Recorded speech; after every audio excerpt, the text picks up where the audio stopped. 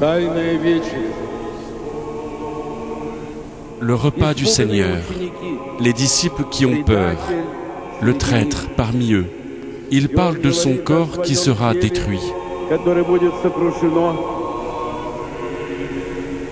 Печаль, трагедия, La tristesse, и в то же la время tragédie, радость. et en même temps la joie de le connaître parce qu'il reviendra.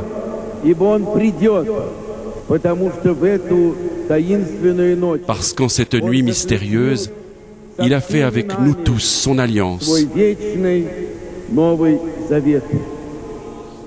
Le père Alexandre Mène est prêtre orthodoxe.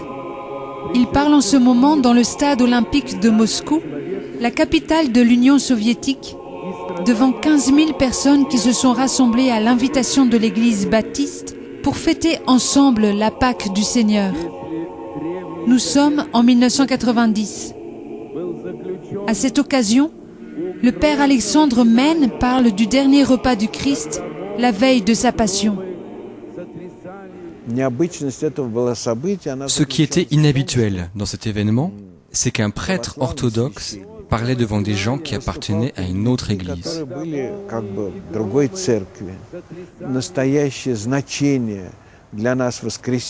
Il voulait transmettre le vrai sens de la résurrection à tous ceux qui étaient ouverts, quelle que soit leur confession.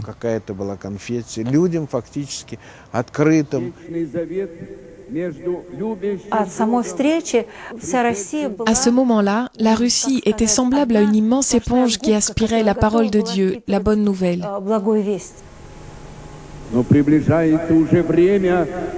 Le temps de la Pâque, de la nouvelle alliance s'approche et il n'y aura plus d'agneau victime, mais c'est lui qui sera la victime pour nous, pour tout homme.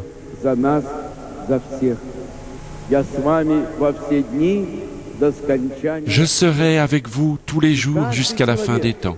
Et chaque homme, toi ou un autre, peut rencontrer le Seigneur ressuscité sur son chemin.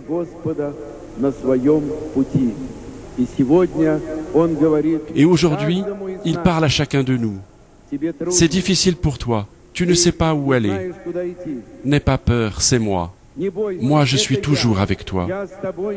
Parce que le Seigneur Jésus est avec nous. Et pas seulement sa doctrine, mais lui-même, vivant et ressuscité. Le Christ est ressuscité.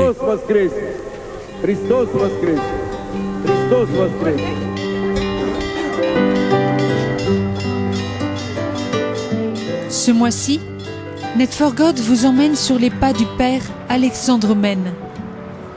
Cet homme exceptionnel est pour le christianisme une figure rayonnante de l'orthodoxie moderne. Un génie universel, un prophète ardent et un apôtre courageux. Il est mort en martyr le 9 septembre 1990.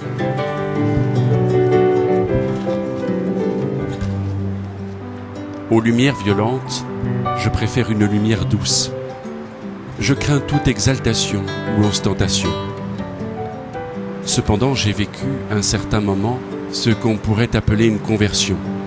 Cela s'est produit entre mon enfance et mon adolescence, quand j'ai ressenti douloureusement l'absurdité et la vulnérabilité du monde. C'était en 1947, un peu après la guerre. Je me souviens du soir où j'ai pris cette décision. Il faisait chaud, c'était le printemps ou l'été. Nous étions tous dans la rue. Il faisait sombre, mais tout autour, des réverbères étaient allumés. Et derrière le pont Kamieni, une énorme tête de Staline a surgi soudain dans le ciel noir. Et elle restait accrochée là, des projecteurs braqués sur elle. Et moi, devant cette tête d'antichrist, j'ai pensé tout de même que je devais absolument devenir prêtre pour m'opposer à de telles choses. C'est à ce moment-là que j'ai entendu un appel à servir Dieu et que j'ai promis fidélité à cette vocation. Dès lors, elle détermina tous mes intérêts, mes contacts, mes études. Maintes fois, j'ai reconnu le bras divin qui me conduisait sur cette route. Je sentais son intervention jusque dans les moindres détails de mon existence. Quand je me suis penché sur sa vie, j'ai été frappé de voir comment il avait été préparé à ce qu'il a été amené donc, à faire donc, dans son sacerdoce. Préparé par le fait qu'il est né chrétien à une époque où l'Église semblait complètement détruite, où les gens avaient apostasié, s'étaient détournés de la foi, où la persécution était terrible.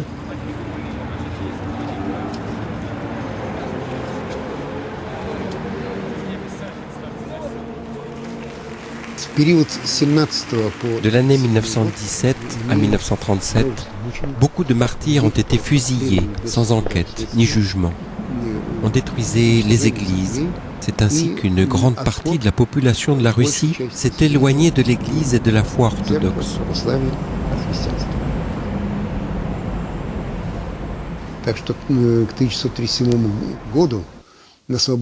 Vers l'année 1937, seulement quelques évêques et quelques prêtres étaient encore en liberté. Les autres, soit avaient quitté l'Église parce qu'ils avaient peur des représailles, soit ils avaient été fusillés ou emprisonnés. Donc c'était vraiment des persécutions très fortes qu'on peut comparer avec la persécution des premiers chrétiens dans l'Empire romain du 1er siècle. Et on peut dire que pendant cette époque de Staline, il n'y avait pas que l'Église qui était persécutée. On persécutait un peu tout le monde, les paysans, l'intelligentsia. Donc les églises étaient très rares, les Bibles et les évangiles n'étaient plus édités. Cependant, la vie religieuse ne s'est pas éteinte. Elle se poursuit largement, en secret, dans les catacombes du XXe siècle. C'est là, sous l'ombre du monastère de la Trinité-Saint-Serge, que le petit Alexandre, surnommé Alik, s'éveille à la foi. Il reçoit secrètement le baptême, en même temps que sa maman, par le père Séraphin, un homme d'une grande puissance spirituelle qui va accompagner la famille pendant de nombreuses années.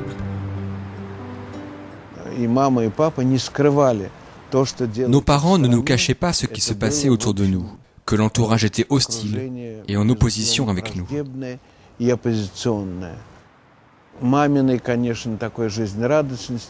Mais maman aimait beaucoup la vie. Et par sa foi, elle nous disait toujours, « Quand un étranger vient chez toi, pense que c'est le Christ qui vient chez toi. Tu dois l'aider de toute ta force, l'écouter, et si tu peux, lui raconter toutes les choses merveilleuses que tu connais. »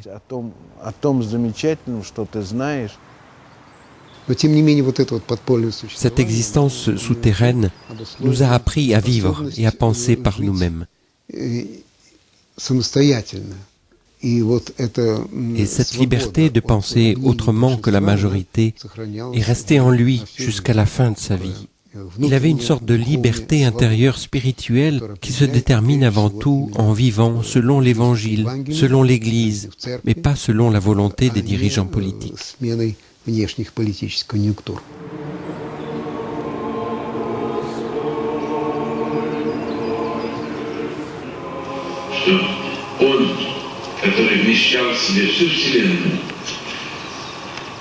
En Dieu, tout l'univers subsiste, mais il s'est abaissé en prenant la place du serviteur, de l'esclave de tous.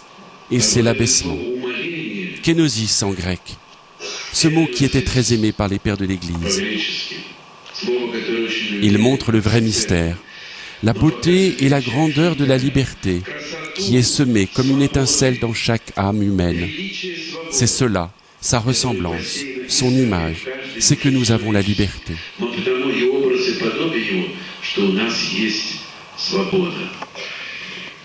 L'apparition du Christ laisse toujours à chacun sa liberté. Si tu veux, suis-moi. Voilà le chemin.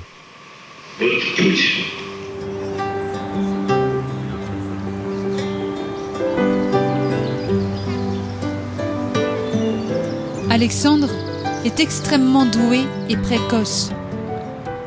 Assoiffé de connaissances, vers l'âge de 15 ans, il commence à étudier seul la théologie et les pères de l'Église.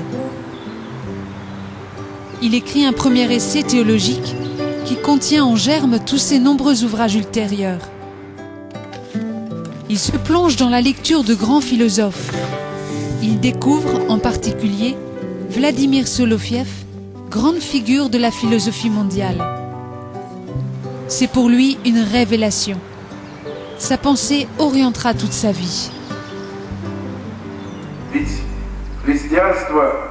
Pour lui, le christianisme est la ligne qui unit le supérieur et l'inférieur, le divin et l'humain.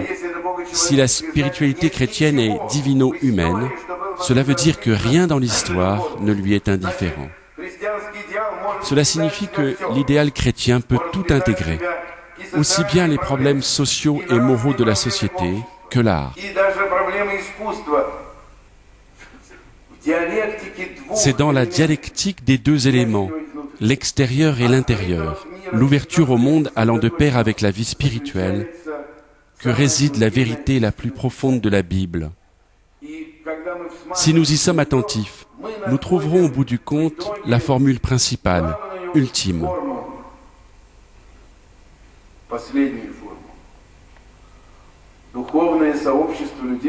Par la force des choses, étant donné le but suprême qu'elle poursuit, une communauté spirituelle doit être quelque peu en retrait.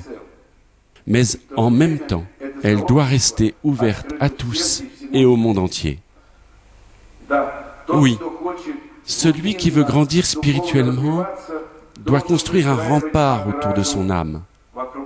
Sinon, le bruit du monde va tout occulter.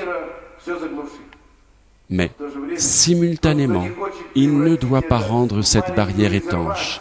Sinon, il va transformer sa spiritualité en un vase clos, un tout petit monde étouffant avec ses veilleuses, un microcosme dans lequel l'esprit ne peut vivre. La vie spirituelle est comme une inspiration et une expiration, comme un dialogue avec de nombreuses personnes et avec une seule. C'est une synthèse qui allie l'isolement et la communication, unit le jour et la nuit.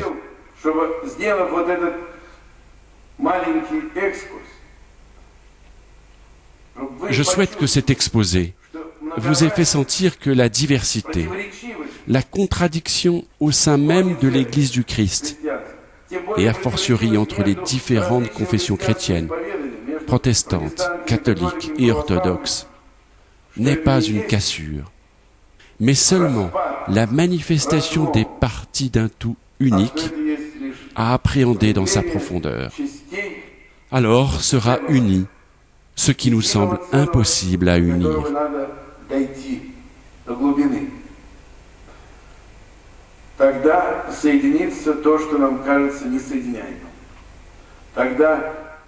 Alors, la source profonde de la vie spirituelle ne nourrira pas seulement une âme séparée ou un petit groupe d'âmes séparées dans leur vécu émotionnel, mais sortant des limites de ce donné personnel. Elle deviendra pour nous une force communautaire, une force sociale, une force qui nous aidera à vivre dans ce monde, à y assumer notre dignité d'homme et à y faire rayonner la lumière que nous avons reçue, avec d'autant plus de force que nous communions à la lumière divine.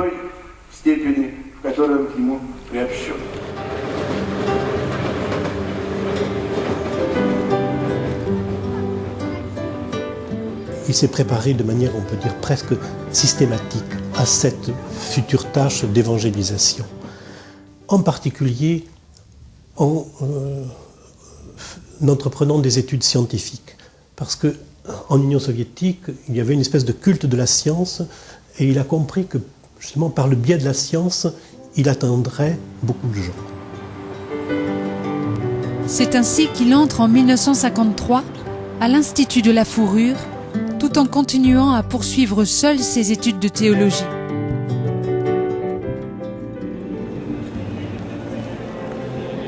Pendant ce temps, après une accalmie pour l'Église grâce à un changement de la politique de Staline, une page se tourne dans l'histoire du pays.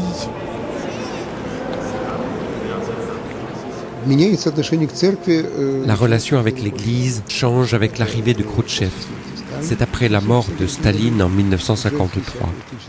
Et en 1956, le gouvernement commence une répression active vis-à-vis de l'Église, se mène une propagande athéiste. Il se développe alors un travail actif pour rechercher des gens parmi les prêtres, les croyants, qui sous la pression sont amenés à renier leurs convictions et à s'exprimer publiquement contre l'Église, contre les chrétiens, dans les journaux, dans des conférences, à la radio. C'est un travail puissant.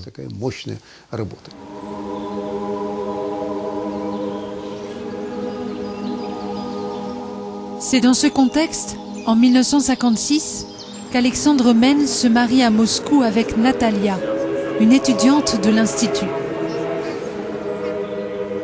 Mais de ses études de sciences, il repart sans aucun diplôme en poche. L'administration de l'Institut, ayant appris ses relations avec l'Église, l'exclut brusquement au moment des examens finaux. C'est ainsi qu'il comprend que s'ouvre pour lui la voie du sacerdoce. Il est ordonné prêtre à l'église du monastère du Don en 1960.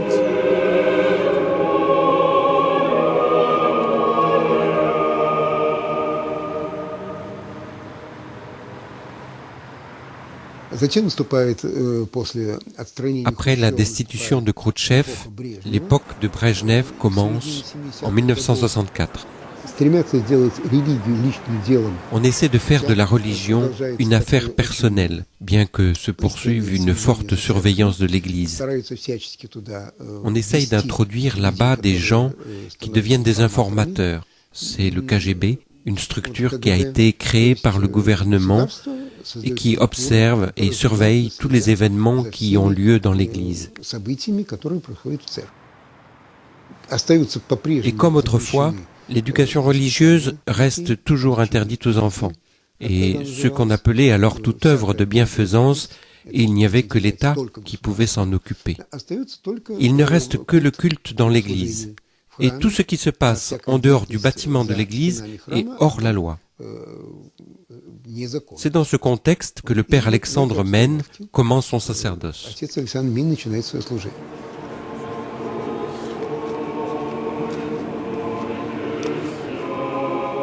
C'est ainsi qu'il est envoyé dans la paroisse d'Alabino. Mais réquisitionné par le KGB, il est muté à Tarasovka en 1964. Là, à cause de son rayonnement et du nombre croissant de jeunes qui se convertissent à son contact, il est dénoncé par son curé au KGB. Il est alors muté dans sa nouvelle paroisse, à Novaya Derevnia, en 1970. Il s'installe avec sa femme et ses 2 enfants dans le petit village de Semros.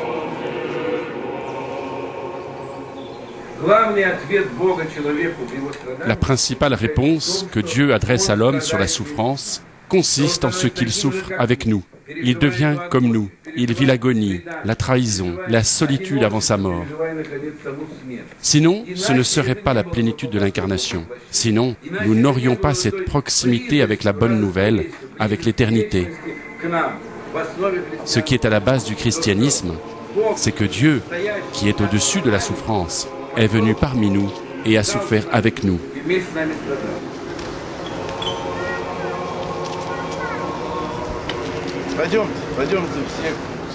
Dans cette situation, le père Alexandre utilise toutes les occasions et tous les moyens possibles pour instruire ses paroissiens privés de toute culture religieuse. Il prolonge son enseignement oral par l'écriture de nombreux livres qui sont publiés de manière clandestine par le biais de la Belgique.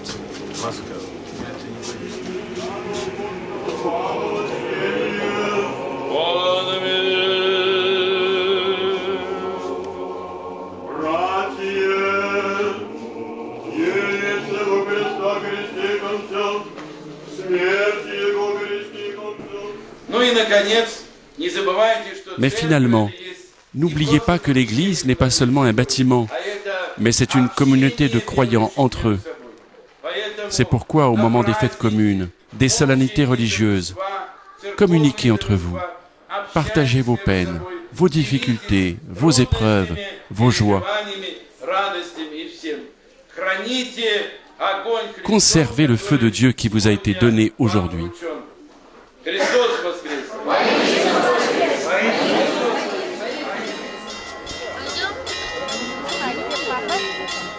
Il a mis l'accent sur la dimension communautaire du christianisme. Lui, il en avait une conscience très forte.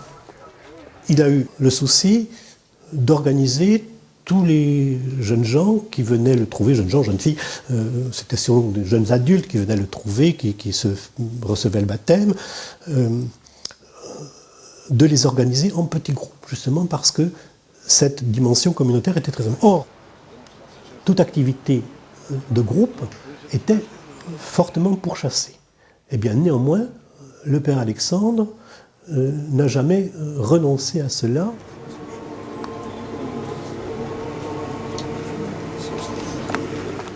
Pour lui, la chose la plus importante, c'était d'aider la personne à rencontrer le Christ. C'est ce qu'il a fait avec beaucoup d'intellectuels. Donc à côté d'Alexandre Mène, autour de lui, il y avait beaucoup d'intellectuels, même très très connus, des poètes, des acteurs, des peintres, etc.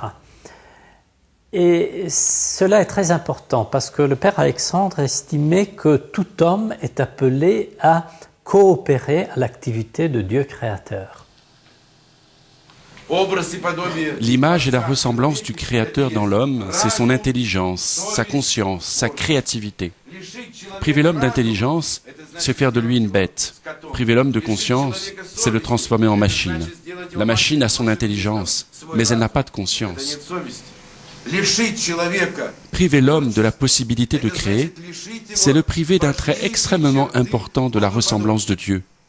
Car il est écrit dans la Bible, « Créons l'homme à notre image, à notre ressemblance ». C'est le Créateur qui affirme cela. Tant que nous respirons, nous devons créer.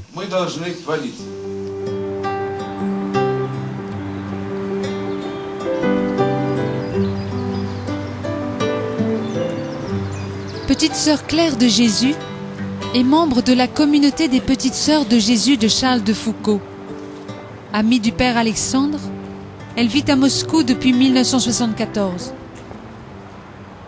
J'ai eu beaucoup de chance parce que je suis arrivée en 1974 et pendant un an, étant donné la situation politique, je n'ai pu absolument rencontrer personne, aucun Russe. Parce que ça aurait été beaucoup trop dangereux pour eux. Et la personne chez qui je travaillais, il m'avait bien dit, pendant un an, il faut absolument se tenir tranquille et ne rencontrer personne, pour être sûr qu'on n'est pas suivi, qu'on ne va pas mener des gens en prison, parce que malheureusement, c'était comme ça. Et tout d'un coup, à la fin de l'année 1975, entre les deux Noëls, entre la Noël catholique et la Noël orthodoxe, ma patronne a demandé si je ne pourrais pas aller porter du lait à une petite fille qui venait de naître et la maman n'avait pas du tout de quoi la nourrir. Et je suis partie, c'était pour moi un événement absolument extraordinaire parce que c'était la première fois que je quittais Moscou depuis un an et la première fois que je me trouvais dans une famille russe et pendant que j'y étais, le père Alexandre est venu bénir leur maison. Alors je pense que ça ne peut être qu'un miracle. Et quand je l'ai vu, je ne sais pas pourquoi, mais j'ai eu cette impression que je pouvais très bien lui dire qui j'étais. Parce que j'avais jamais à personne raconté que j'étais petite sœur de Jésus. J'étais complètement clandestine, totalement clandestine. Et je ne sais pas pourquoi, là j'ai vraiment senti en voyant son accueil, que je pouvais très bien lui dire qui j'étais. Et ma première stupéfaction a été qu'il a dit « le père de Foucault », mais je connais. Et alors je me suis dit, mais comment est-ce qu'en 1975, loin de tout, sans aucune information, sans aucune radio, avec la difficulté qu'il avait à avoir des livres, il avait quand même entendu parler de la fraternité. Et alors, il m'a invité, ce jour-là même, il a dit, est-ce que vous ne pourriez pas venir ce soir parce que j'ai chez moi une réunion œcuménique. Alors, j'étais bien ennuyée parce que mes patrons étaient préoccupés par cette expédition. Alors j'ai prié en me disant que faire. Puis après je me suis dit non, c'est pas possible une opportunité pareille, et je reste. Et alors le soir, en effet, j'ai vu arriver quelques jeunes. Il y avait au moins un catholique, il y avait 2 protestants et quelques jeunes orthodoxes. Le père Alexandre a expliqué comment il voyait cette unité des chrétiens. Et ça, pour moi aussi, ça a été une révélation. Parce que c'était comme si lui-même, il venait de cette Église unique. Il appartenait à cette Église du Christ universel. Et le fond, forcément, c'était l'Évangile de Jésus-Christ. Великого Господина, Отца нашего, Пимена Свеча, Патриарха Московского и всея Руси, и Господина нашего, Благоприятствующего. Rosa Adamians est mariée. Elle était l'une des nombreuses paroissiennes du Père Alexandre. Elle s'occupe aujourd'hui de la diffusion de tous les livres et conférences données par le Père Alexandre.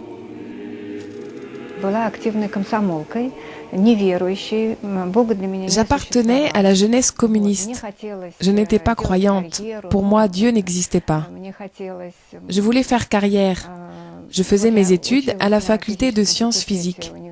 Je voulais connaître les mystères du monde et m'approcher de l'essentiel de la vie.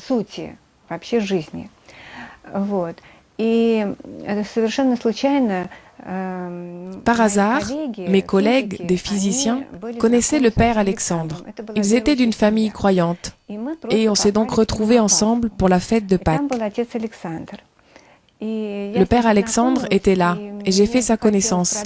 Et trouvant cette personne agréable, intéressante et intelligente, j'ai voulu mieux le connaître. Nous sommes allés à Novaya Derevnia et nous avons discuté sur tous les thèmes sociopolitiques.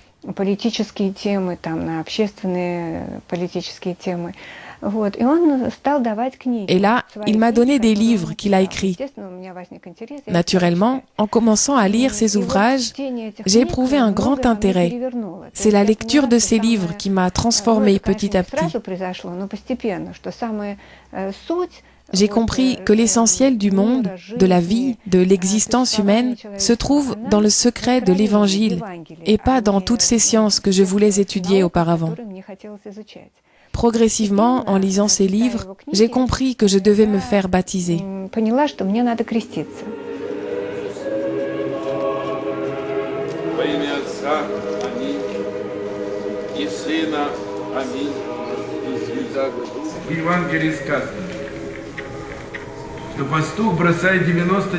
Dans l'Évangile, il est dit que le berger quitte 99 brebis pour en retrouver une qui est perdue. Le berger ne se dit pas « une, on peut la laisser tomber ». Non, il est parti en chercher une seule, unique. Parce que chacun est cher, chacun est aimé, chacun reflète en lui l'éternité, même si c'est une éternité obscurcie, mais qui d'une façon ou d'une autre vit en lui. Nous sommes quand même l'image et la ressemblance de Dieu.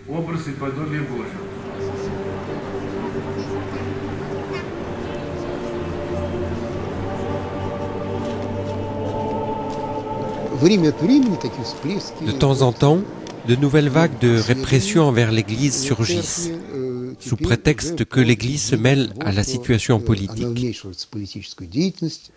Le Père Alexandre aussi est convoqué au KGB. Il va rester sous le contrôle sévère de cette organisation que l'on appelle le KGB.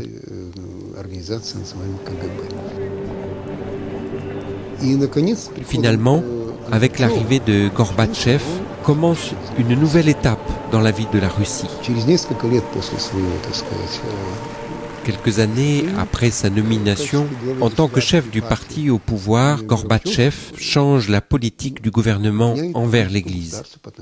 Et ça coïncide avec la fête du millénaire du baptême de la Russie en 1988. Et déjà 2 ou 3 ans avant ce moment-là, on commence à restaurer le monastère d'Anilov près de Moscou et on restaure les églises. Les relations changent. Gorbatchev rencontre le patriarche de toute la Russie, le patriarche Pimen. Alors s'ouvrent pour l'Église des possibilités de travail. Pour le père Alexandre, s'ouvre alors la possibilité de porter au peuple tout son travail des années précédentes, le travail de toute sa vie.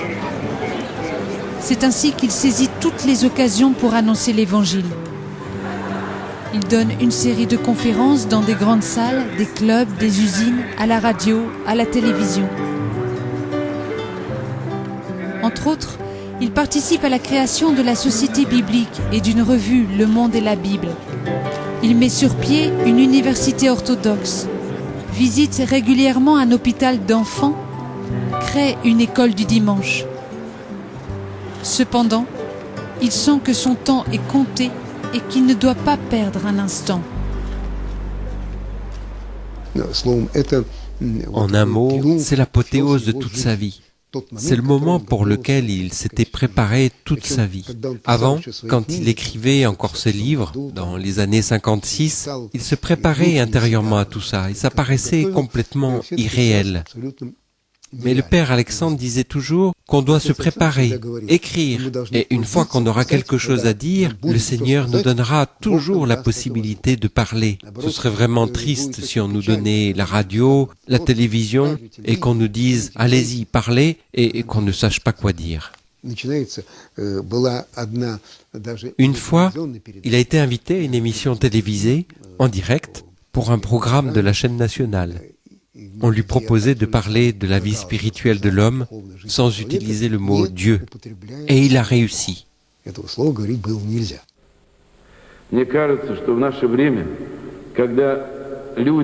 me semble qu'à notre époque, lorsque les gens sont réellement au bord du gouffre, seulement quand ils ont compris qu'ils ne sont pas sur la bonne voie, ils regardent en arrière et sont convaincus que l'humanité possède en elle un trésor qu'on a négligé.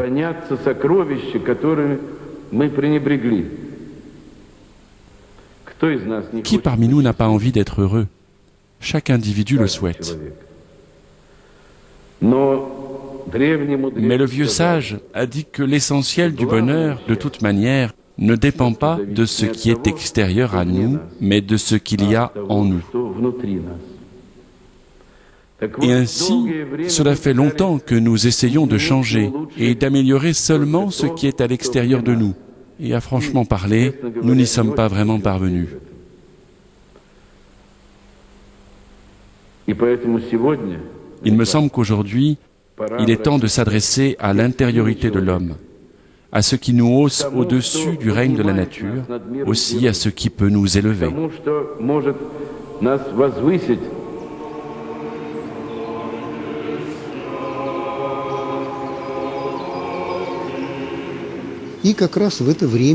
Et pendant ce temps-là, les forces qui veulent l'empêcher de faire tout cela commencent à agir. Il reçoit beaucoup de lettres de menaces. À chaque conférence, on lui pose des questions très provocatrices.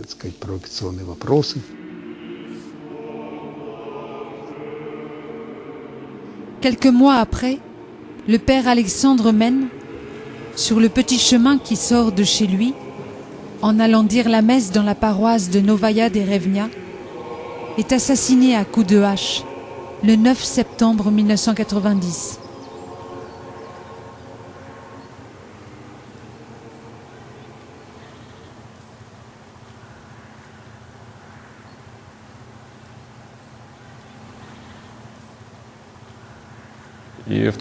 Quand j'ai entendu cette nouvelle à la télévision, j'ai dit à mes parents, « Dieu merci, voilà encore un de ces escrocs qui a été assassiné. » Et quelque chose à l'intérieur de moi a dit, « Tu as tort, tu as vraiment tort, tu n'es pas juste. » 4 jours après, j'ai acheté dans un kiosque un journal et j'ai vu un article sur la mort et la résurrection avec des extraits d'un livre, Le Fils de l'homme.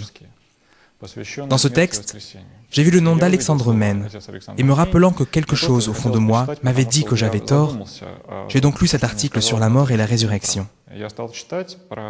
C'est en lisant cela que je me suis converti.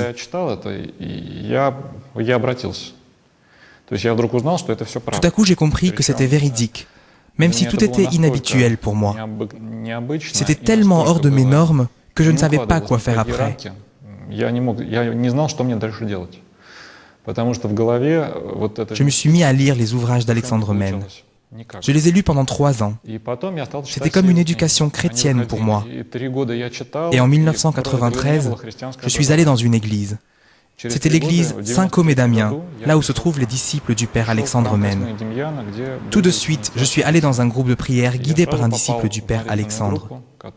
C'est là que j'ai rencontré Vlada, et là-bas, on s'est mariés.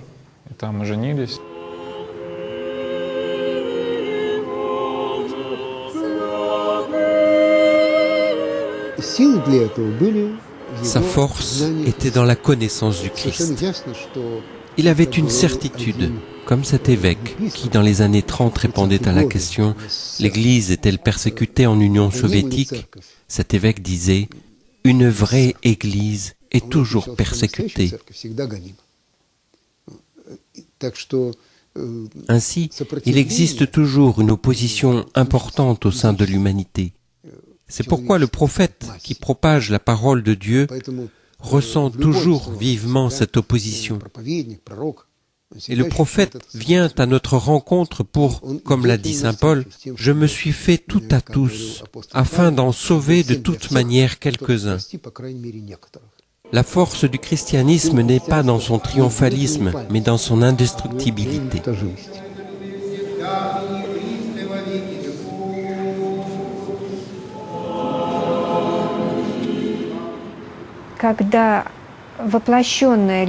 Quand l'amour s'incarne et existe, le prince de ce monde ne peut pas le supporter et il l'extermine.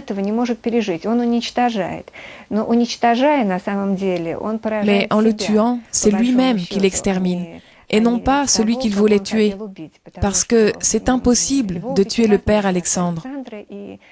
Et je crois qu'aujourd'hui, il fait peut-être plus que ce qu'il faisait en étant vivant.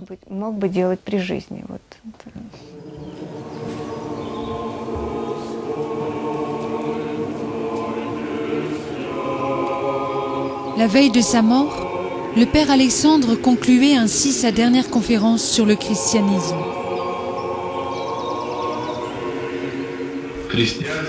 Dans le christianisme, il y a la sanctification du monde, la victoire sur le mal, sur les ténèbres, sur le péché. Mais c'est la victoire de Dieu. Elle a commencé la nuit de la résurrection et elle continue tant que le monde existe.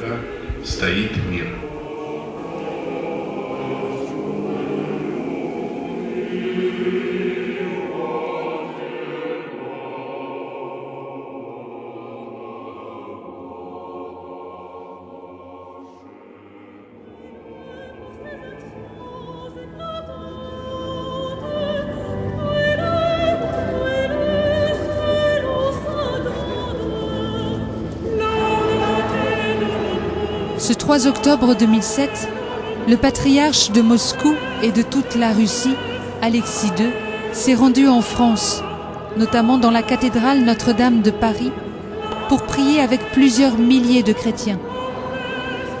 Un pas historique pour le rapprochement de l'Église catholique avec l'ensemble des orthodoxes. Pour ce mois, en nous associant à la prière au Christ crucifié, prononcée à cette occasion par le patriarche Alexis II, nous proposons de prier pour que nous ne cessions de trouver des possibilités de témoigner ensemble de la vérité de l'Évangile et de ses valeurs.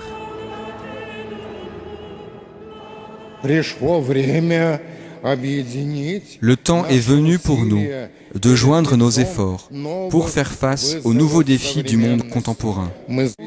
Nous, les chrétiens, devons trouver la possibilité de témoigner ensemble de la vérité de l'Évangile et des valeurs éthiques éternelles.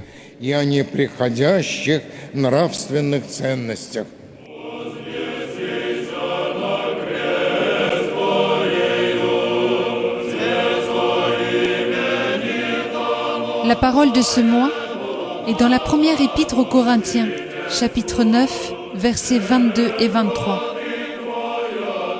Je me suis fait tout à tous, afin d'en sauver de toute manière quelques-uns. Je fais tout à cause de l'Évangile afin d'y avoir part.